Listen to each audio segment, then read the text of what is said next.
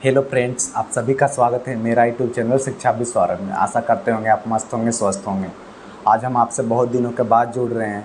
जैसा आपको मालूम है कि 20 मई से समर वेकेशन हो गया था, गर्मी की छुट्टी हो चुकी थी। इस कारण मैं घर आ चुका हूँ, तो इसलिए मैं वीडियो नहीं बना रहा था आपके लिए। पर बहुत लोगों को कमेंट्स आ रहे थे, बहुत लोगों को पर्सनली मैसेज आ रहे थे कि सर यूजी वाले के लिए वीडियो बनाइए, यूजी वाले के लिए वीडियो बनाइए, पीजी वाले के लिए आपने बहुत सारा वीडियो बना रखा, यूजी वाले की वीडियो बनाइए।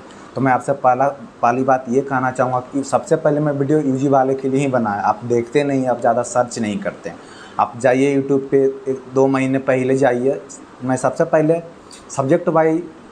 सब्जेक्ट्स वाइज इंटीग्रेटेड कोर्सेज़ की वीडियो बना रखा हूँ, चाहे में पॉलिटिकल साइंस हो, हिस्ट्री हो, सोशियोलॉजी हो, हिंदी हो, उर्दू हो, तेलुगु हो, सब पे मैं वीडियो बना चुका हूँ। तो जाकर आप ज़रूर देखें। लेकिन फिर भी वो पुराना वीडियोज़ था, 2023 के बेसिस पे बनाया था। इस बार मैं वीडियो जो बना रहा हूँ अभी आपके सामने, वो 2024 के अकॉर्डिंग बना रहा हूँ। पिछले वाले वीडियो भी देख सकते हैं जो आपके लिए हेल्पफुल होगी, और ये वीडियो भी देख सकते हैं, आपके लिए बहुत ज़्यादा हेल्पफुल होगी। तो वीडियो स्टार्टिंग करने से पहले मैं आपसे 2 बातें कहना चाहूँगा, जो मैं अक्सर हर वीडियो में कहा करता हूँ। कि पहली बात ये है कि वीडियो को 1 सेकंड भी स्किप ना करें। अगर वीडियो को आप 1 सेकंड भी स्किप करते हैं तो कुछ भी आपको समझ में नहीं आएगी। वीडियो को पूरा देखें, शुरू से लास्ट तक देखें, तभी आपको चीज़ समझ में आएगी। दूसरी बात ये है कि अभी तक आपने चैनल को सब्सक्राइब नहीं किया तो प्लीज़ आपसे हम्बल रिक्वेस्ट है, सब्सक्राइब कर दें। क्योंकि जब तक आप सब्सक्राइब नहीं करेंगे तो अगले नोटिफिकेशन तो आपके पास जाएगी नहीं। सब्सक्राइब का मतलब ही होता है कि कोई भी वीडियो हम डालेंगे, कोई भी नोटिफिकेशन हम डालेंगे यूट्यूब में, तो आपके पास ज़रूर चली जाएगी। तो उसके लिए आपको सब्सक्राइब करना पड़ेगा। तो आपसे हम्बल रिक्वेस्ट है, सब्सक्राइब करते हैं। और एक बात और, अभी तक आपने चैनल टेलीग्राम ग्रुप से नहीं जुड़ा तो प्लीज़ टेलीग्राम ग्रुप से जुड़ जाएं। क्योंकि कुछ भी नोटिफिकेशन आता तो सबसे पहले मैं टेलीग्राम ग्रुप पे शेयर करता हूँ। टेलीग्राम ग्रुप पे ऑलरेडी 19 से 100 स्टूडेंट्स ऐड हो चुके हैं। आप एक दूसरे से बात भी कर सकते हैं, जान भी सकते हैं कौन स्टूडेंट कहाँ से हैं, किस सब्जेक्ट में एडमिशन लेना चाहते हैं। आप दोस्त भी बन सकते हैं, वहाँ एक दूसरे को जान भी सकते हैं। तो प्लीज़ टेलीग्राम ग्रुप से ज़रूर जुड़ जाएं, जिसका लिंक चैनल के डिस्क्रिप्शन बॉक्स में दिया गया। और मुझसे पर्सनल जुड़ने के लिए चैनल के डिस्क्रिप्शन बॉक्स में मेरा इंस्टाग्राम, मेरा फेसबुक का लिंक दिया गया, वहाँ से भी मुझे पर्सनल जुड़ सकते हैं। तो चलिए हम चलते हैं टॉपिक की ओर। आज हम टॉपिक की ओर जाने से पहले, जैसा आपने थंबनेल में देख रखा होगा, तीन टॉपिक पे बात करेंगे। पहले टॉपिक ये होगा कि इंटीग्रेटेड कोर्सेज में कितने कोर्सेस हैं और उस कोर्सेस में कितने सीट्स हैं। और दूसरी बात ये है कि क्या क्या डॉक्यूमेंट्स लगेगी, क्योंकि पीजी वाले के लिए मैंने डॉक्यूमेंट्स पे वीडियो बना रखा है, अब आपके लिए डॉक्यूमेंट्स पर बनाना है। और तीसरी बात ये है कि रजिस्ट्रेशन पोर्टल कब ओपन होगा। यूँ कहूँ कि एडमिशन पोर्टल, रजिस्ट्रेशन पोर्टल के दूसरा नाम आप एडमिशन पोर्टल भी कह सकते हैं। तो 3 टॉपिक पे बात करेंगे। पहली बात ये इंटीग्रेटेड कोर्सेज, उसमें कितने सीट्स हैं। दूसरी बात ये कि डॉक्यूमेंट क्या क्या लगेगी। और तीसरी बात ये कि एडमिशन पोर्टल ओपन कब होगा, कब आपको रजिस्ट्रेशन करना पड़ेंगे शिव पोर्टल पे जाकर। चलिए हम चलते हैं वीडियो की ओर। पहले हम बात कर लेते हैं इंटीग्रेटेड कोर्सेज कितने कोर्सेज चलते हैं। तो टोटल इंटीग्रेटेड कोर्सेज 19 कोर्सेज चलते हैं, 19 कोर्सेज इंटीग्रेटेड में चलते हैं। तो मैं उस कोर्सेज का नाम बता देता हूँ आपको। पहला IMSc मैथमेटिकल साइंसेस है, फिर IMSc फिजिक्स है, केमिस्ट्री है, IMSc आप ऐड कर लेंगे, IMSc केमिस्ट्री है। एक 4 ईयर ऑनर्स भी केमिस्ट्री इस बार से चालू हो गया है। IMSc बायोलॉजी है, IMSc अप्लाइड जियोलॉजी है, मास्टर ऑफ ऑप्टोमेट्री है, IMSc हेल्थ साइकोलॉजी है, IMA Telugu, IMA Urdu, IMA Hindi, IMA political science, IMA sociology, IMA anthropology, IMA economics, IMA history, IMA anthropology में बोल चुका हूँ। इंटीग्रेटेड एमटेक में क्या करना पड़ेगा, कंप्यूटर साइंस एंड इंजीनियरिंग, इनका ये एक चलता है। और दूसरा इंटीग्रेटेड एमटेक में ही एक चलता है मटेरियल्स इंजीनियरिंग चलता है। 2 कोर्सेज चलते हैं इंटीग्रेटेड एमटेक में, एक पहला कंप्यूटर साइंस एंड इंजीनियरिंग और दूसरा मटेरियल्स इंजीनियरिंग। ये 2 इंटीग्रेटेड एमटेक में चलता है। तो मैं आपको बता दिया कि 19 कोर्सेज चलते हैं यूजी वालों के लिए, जिनको इंटीग्रेटेड के नाम से भी जाना जाता है। उनमें कितने सीट्स है मैं आपको बारी बारी से बता रहा हूँ, आप ध्यान से सुने। मैं सीरियल नंबर से बोलता हूँ। IMSc मैथमेटिकल साइंसेस में 40 सीट्स है, टोटल 40 सीट्स है। और उसमें 2 सीट्स एक्स्ट्रा है, 2 सीट एक्स्ट्रा है। 2 सीट PH कैंडिडेट के लिए, PH स्टूडेंट के लिए जो फिजिकल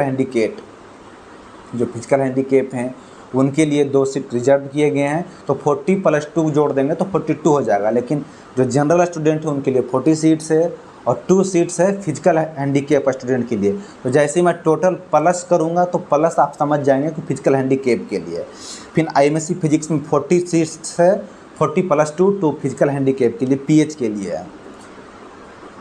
फिर IMSc केमिस्ट्री में 20 सीट्स है, 20+1। फिर 4 इयर्स ऑनर्स केमिस्ट्री में फिर 20+1 सीट्स है। IMSc बायोलॉजी में भी 60+3 सीट्स है, 60 टोटल सीट्स है, प्लस 3 सीट्स PH कैंडिडेट के लिए रिजर्व किए गए हैं। फिर मास्टर ऑफ ऑप्टोमेट्री है, 28 सीट्स है, 28+1 PH के लिए 1। अप्लाइड जूलॉजी है, IMSc अप्लाइड जूलॉजी, उसमें 18 सीट्स है, 18+1। IMSc health psychology 20+1, 20 total seats +1 PH के लिए रिजर्व है। IMA तेलुगु 19+1, 19+1 है। फिर IMA उर्दू 14+1 है। फिर IMA हिंदी 20+1 है, मतलब IMA हिंदी में 20 सीट्स है। IMA हिंदी वाले कन्फ्यूजन ना हो, IMA वालों के लिए 20 सीट्स ही हैं हिंदी के लिए, और तेलुगु वाले के लिए 19 सीट्स है, +1 PH के लिए है, और उर्दू वाले के लिए 14 सीट्स +1 PH के लिए है। फिर IMA इकोनॉमिक्स में 17 सीट्स है, +1 PH के लिए है। हिस्ट्री में 35 सीट्स है, +1। IMA पॉलिटिकल साइंस है 25+1। IMA sociology 25+1। IMA anthropology 20+1। Integrated M.Tech computer sciences and engineering में 48+2 है। इंटीग्रेटेड M.Tech मटेरियल्स इंजीनियरिंग में 57+3 है। तो आप बढ़िया से वीडियो को ध्यान से सुने और सीट्स जान लें कि कितने सीट्स है, क्योंकि विदाउट सीट्स आप एडमिशन के लिए एलिजिबल नहीं हो सकते हैं। मतलब एक तरह से आप सीट जान जाएंगे तो आपके अंदर एक क्षमता आ जाएगा, एक कैपेसिटी आ जाएगा कि नहीं, इतना स्कोर्स मैं गेन कर रहा हूँ, मेरा एडमिशन कन्फर्म है। विदाउट सीट आप एडमिशन लेने में समर्थ हैं। तो कृपया आप सीट्स अच्छे से जान लें कि आप सीट्स के अंदर आ रहे हैं या नहीं आ रहे हैं। तो मैंने आपको सीट्स बता दिया, आप सीट्स ज़रूर जान लें। तो चलिए हम चलते हैं दूसरे टॉपिक की ओर, डॉक्यूमेंट्स नीड्स। तो डॉक्यूमेंट्स नीड के डॉक्यूमेंट्स से पहले मैं आपसे ये सीट्स पे ही बताना चाहूँगा कि जैसे कि मैथमेटिकल साइंसेस में 40 सीट्स है, 40 टोटल सीट्स है। फिजिक्स में 40 सीट्स है तो 40 टोटल सीट है, लेकिन टोटल सीट में भी रिजर्व किए जाते हैं। जैसे कि जनरल के लिए कुछ सीट रिजर्व होते हैं, OBC के लिए कुछ सीट रिजर्व होते हैं, SC ST EWS के लिए भी कुछ सीट रिजर्व होते हैं। तो अगर आपको किस कैटेगरी में कितने सीट रिजर्व है वो जानना चाहते हैं तो मुझे ज़रूर कमेंट्स करें, मुझे ज़रूर टेलीग्राम में मैसेज करें। तो मैं आपके लिए एक सीट्स पे ही पर्सनल वीडियो लेकर आऊँगा, 2 से 3 मिनट या और 5 मिनट का वीडियो लेकर आऊँगा। मैं आपको उसमें बारी बारी से बताऊँगा किस कैटेगरी में कितने सीट रिजर्व किए गए और किस सब्जेक्ट में किस कैटेगरी में कितने सीट रिजर्व हैं, ये मैं आपको बताऊँगा। अभी फ़िलहाल मुझे किसी पर्सनली आदमी का कमेंट नहीं आया, बस इतना ही कमेंट्स आ रहा था कि सर सीट्स पे वीडियो बना दीजिए कि किस सब्जेक्ट्स में कितने सीट्स हैं। तो मैं आपको बता दिया हूँ। अगले वीडियो में मैं तभी बता पाऊँगा जब आपके कमेंट्स आएंगे कि सर किस कैटेगरी में कितने सीट्स है वो बता दीजिए, तो मैं अगले वीडियो में लेकर आऊँगा। तो चलिए हम चलते हैं दूसरे टॉपिक के, डॉक्यूमेंट्स। तो मैं आपको पहले ही सूचित कर देना चाहता हूँ कि डॉक्यूमेंट्स मैंडेटरी होता है। ये आप मत सोचे कि जब एडमिशन पोर्टल ओपन हो जाएगा तभी मैं डॉक्यूमेंट कराऊंगा। भाई उस टाइम आप डॉक्यूमेंट नहीं ला पाएंगे, उस टाइम आप डॉक्यूमेंट कलेक्ट नहीं कर पाएंगे, क्योंकि आपके पास उतना ज़्यादा टाइम आपको दिया नहीं जाएगा। 20 मिनट 15 डेज या और 20 डेज 25 डेज ही आपको दिया जाएगा। 20 डेज में आप डॉक्यूमेंट कलेक्ट नहीं कर पाएंगे। इसलिए मैं आपसे रिक्वेस्ट करता हूँ कि सभी डॉक्यूमेंट्स आज ही कलेक्ट कर लें, क्योंकि डॉक्यूमेंट्स आपके लिए ज़रूरी है। विदाउट डॉक्यूमेंट्स आप एडमिशन पोर्टल पर रजिस्ट्रेशन नहीं कर पाएंगे, आपके लिए एडमिशन में बाधा हो सकती है, एडमिशन में आपके रुकावटें आ जाएगी। तो कृपया डॉक्यूमेंट्स आप कलेक्ट कर लें, क्योंकि जब एडमिशन पोर्टल ओपन हो जाएगा तो आप आराम से रजिस्ट्रेशन कर पाएंगे। चलिए हम डॉक्यूमेंट्स पर जान लेते हैं। जो आप जनरली किसी भी फॉर्म भरते हैं, किसी भी यूनिवर्सिटी का फॉर्म भरेंगे, किसी भी चीज़ का फॉर्म भरेंगे, तो आपके लिए 10th 12th का मार्कशीट कंपलसरी है।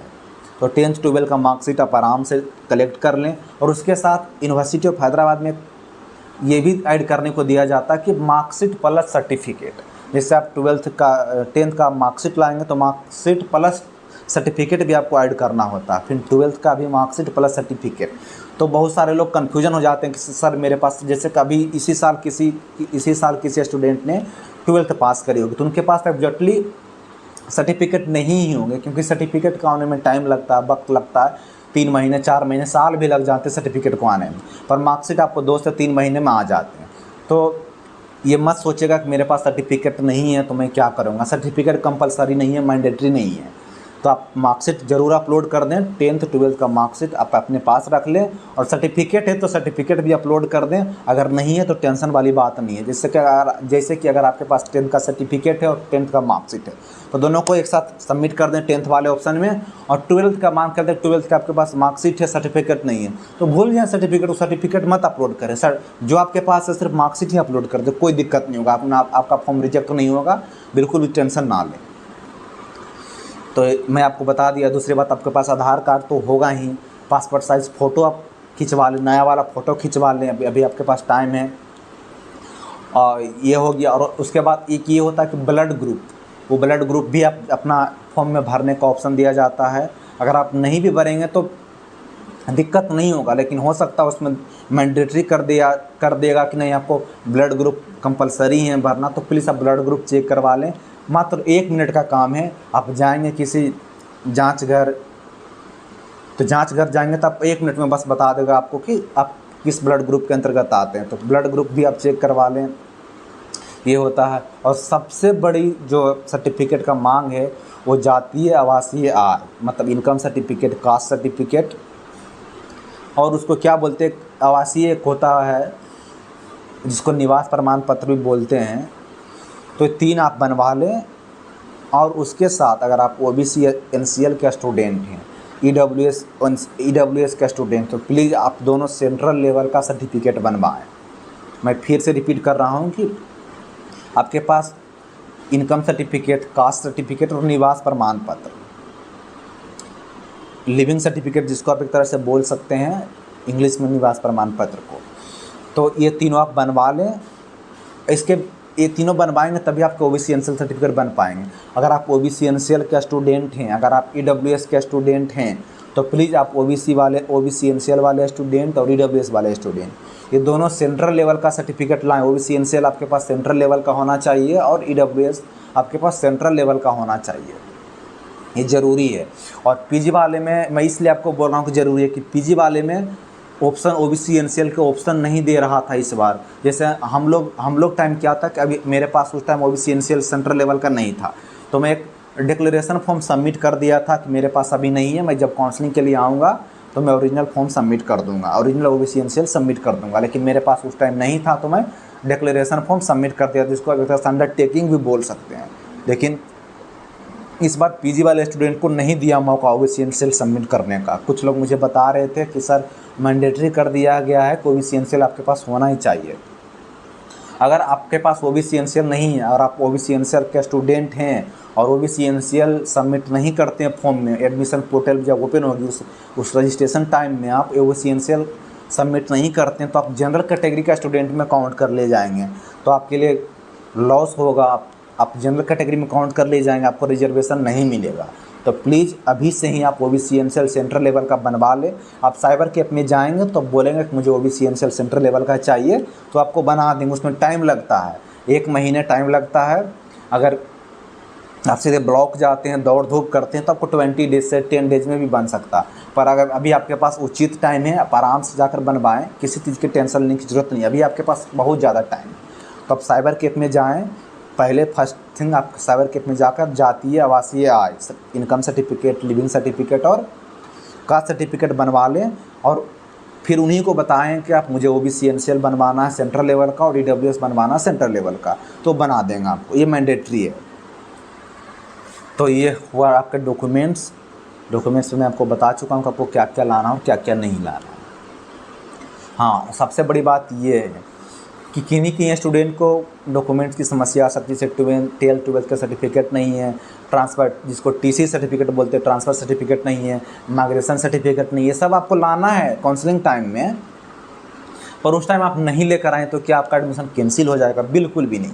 अगर आपके पास मार्कशीट नहीं है, आपके पास माइग्रेशन नहीं है, आपके पास TC नहीं है और आपके पास सर्टिफिकेट नहीं है 10th 12th का, तो एडमिशन कैंसिल होगा? ऐसा बिल्कुल भी नहीं, एडमिशन कैंसिल नहीं होगा।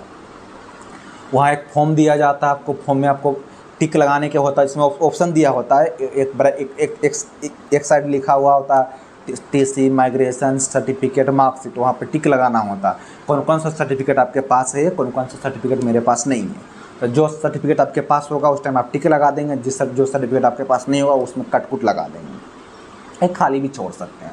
तो इसका मतलब ये हुआ कि उस टाइम आपके पास सर्टिफिकेट या कुछ कोई डॉक्यूमेंट नहीं भी है तो बिल्कुल भी टेंशन ना लें। आपको 2 से 3 महीने या 4 महीने तक वो डॉक्यूमेंट सबमिट करने का मौका वो देते हैं यूनिवर्सिटी वाले। जैसे आप जुलाई में एडमिशन लेंगे तो आपको नवंबर और दिसंबर तक आपको टाइम देंगे डॉक्यूमेंट सबमिट करने के लिए। तो डॉक्यूमेंट के लिए बिल्कुल भी टेंशन ना लें। जो भी डॉक्यूमेंट नहीं होगा दिसंबर या नवंबर तक आप सबमिट कर दें आराम से।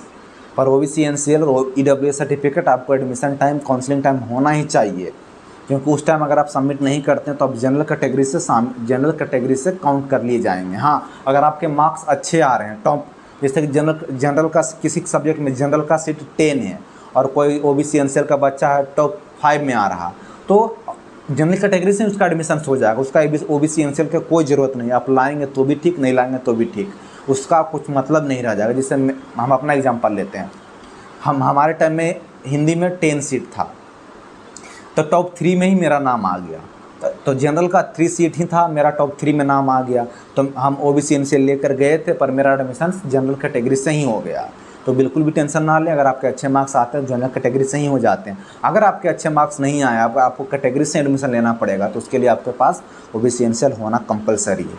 तो चलिए, मैं डॉक्यूमेंट्स पे भी बात कर लिया, अब मैं बात कर लेता हूँ एडमिशन पोर्टल पे। बहुत सारे स्टूडेंट के कमेंट्स आ रहे थे कि सर एडमिशन पोर्टल कब ओपन होगा, रजिस्ट्रेशन पोर्टल कब ओपन होगा। सभी यूनिवर्सिटी का रजिस्ट्रेशन पोर्टल ओपन होने लगा है, एससीयू का कब होगा, यूनिवर्सिटी ऑफ हैदराबाद का कब होगा। तो बिल्कुल भी टेंशन ना लें, 1 से 2 वीक में, 1 to 2 वीक में स्टार्टिंग हो जाएंगे एडमिशन पोर्टल।